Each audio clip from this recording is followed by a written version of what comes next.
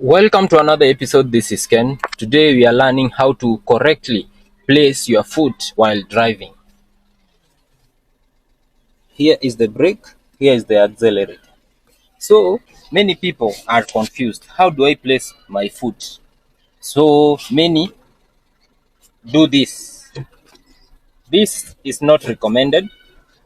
You are not at peace, So you'll be making a lot of mistakes when driving. Maybe emergency braking a lot or accelerating a lot when it's not needed. So, and then many people are used to this, using your 2 foot. This is not advisable. This is not advisable. The best way to place your foot while driving is put at the center, like this. You can see this is at the center, and then where you can reach both accelerator and brake. And the most important part is the brake, not the accelerator.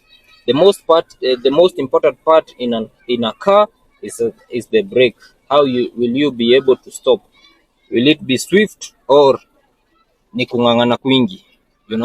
So put it at the center, as you can see, and then you can reach the brakes well and accelerator the same. So that's the correct way to place your foot. Many people wanachanganyikiwa sana. So thank you. See you on another episode. Like and subscribe.